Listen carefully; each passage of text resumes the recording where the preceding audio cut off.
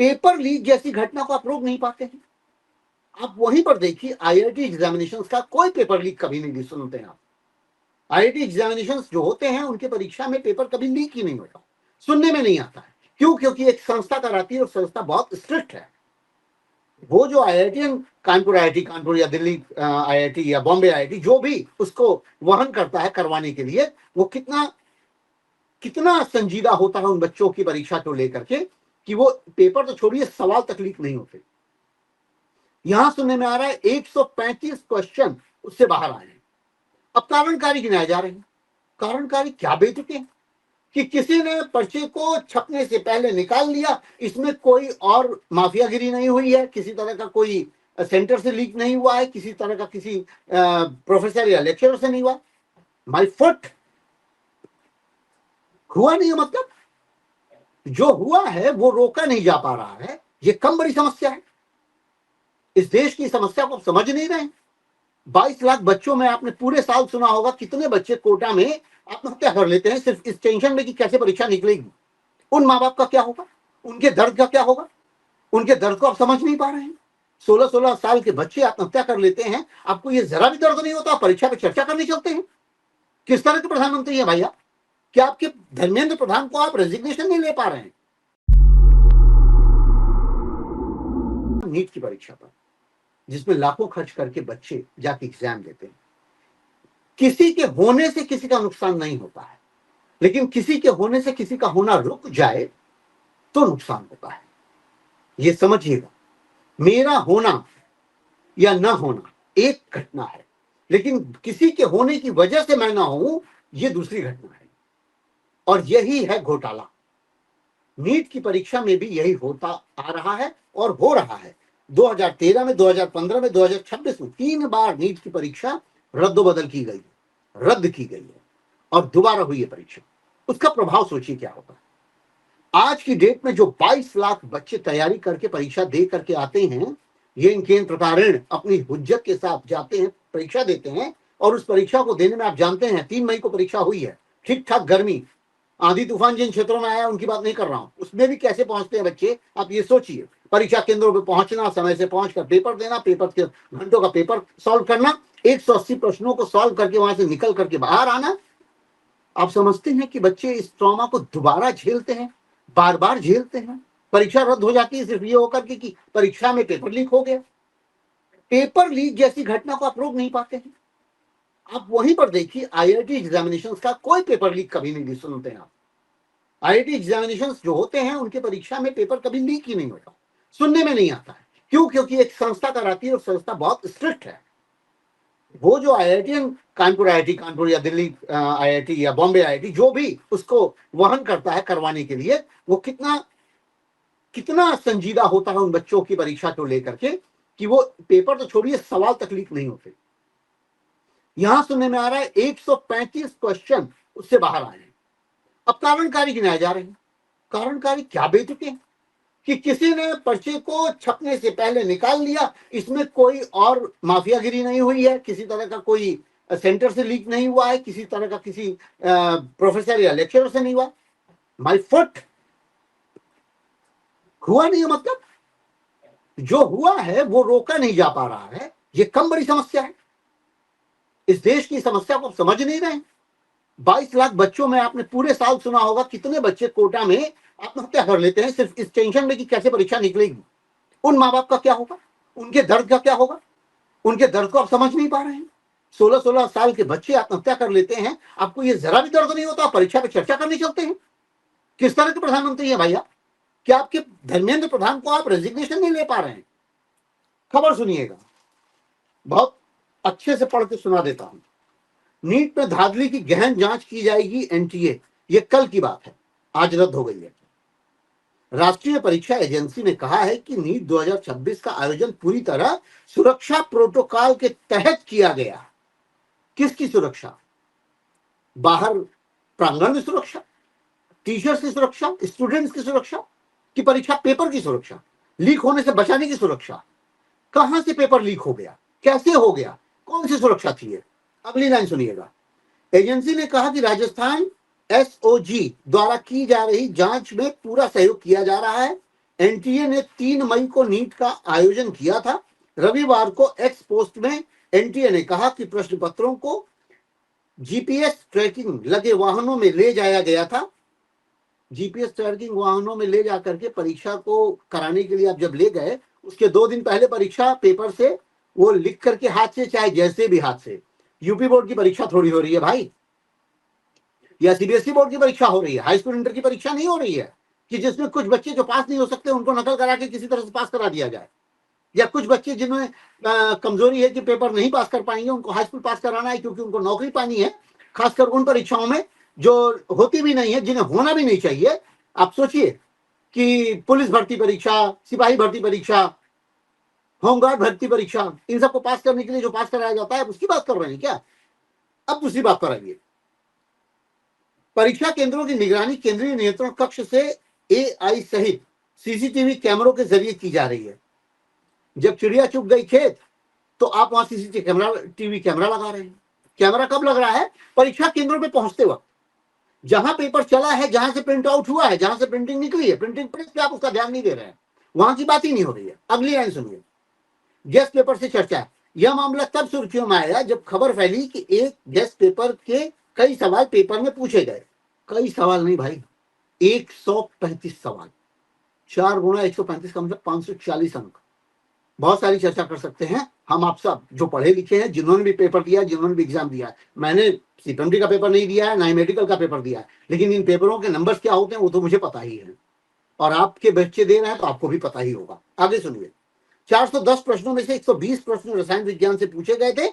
यह guest paper Kerala से leak Sikar में एक कोचिंग छात्र के पास पहुंचा। केरल से सीकर पहुंचा। केरला में पेपर लीक हो रहा है और सीकर पहुंच रहा है, यानी आप कहना चाह रहे हैं कि जिस केरला में कांग्रेस पार्टी या सीपीएम सीपीआई है उनकी कारस्तानी हो सकती है। मजाक समझ लिया है आपने। देश की सुरक्षा व्यवस्था, देश की चाक चौबंद की व्यवस्था आपकी है, गृह मंत्री आपके हैं, शिक्षा मंत्री आपके हैं, आप जिम्मेदारी राज्यों पे डालेंगे। घुसपैठिए हो रहे हैं तो पश्चिम बंगाल की समस्या थी, असम की समस्या थी, बाकी राज्यों की समस्या है, आपकी समस्या नहीं है। अरे समस्या आप ही की है। जो चीज केंद्र के हाथ में है वो केंद्र की ही समस्या है, किसी और की समस्या नहीं है। आपको ही वो मुस्तैदी से कार्य करना था।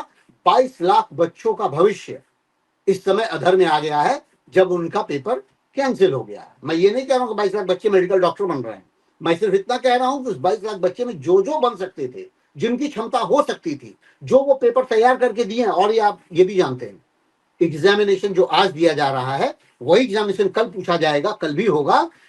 समान परफॉर्मेंस होना थोड़ा मुश्किल, थोड़ा सा ऊपर नीचे हो सकता है, ये तो आप भी जानेंगे। जिसकी रैंक टॉप हो सकती है वो 10वें पे आ सकता है, जिसकी 10 हो सकती है वो 100वें पे जा सकता है, जो 100वां हो सकता है वो पहले पे आ सकता है, कुछ भी हो सकता है। परीक्षा में उस दिन कैसा मन दिमाग आपका स्वस्थ रहता है, किस तरीके से आप काम करते हैं, ये भी वर्क करता है। तो मैं ये मानता हूं कि परीक्षा दोबारा होना उसी बच्चे के लिए चुनौती हो जाएगी जो बच्चा अभी पास करके निकला है। मैं उनकी तो बात ही नहीं कर रहा हूं जिन्होंने नकल से या किसी तरीके से पैसे दे करके परीक्षा पास कर ली है।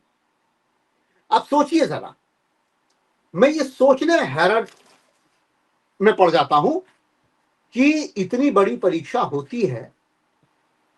और 2024 की घटना बता दूं, किसी कोचिंग इंस्टीट्यूट के किसी परीक्षा टीचर से ही मेरी बात हो रही थी, शिक्षक से बात हो रही थी।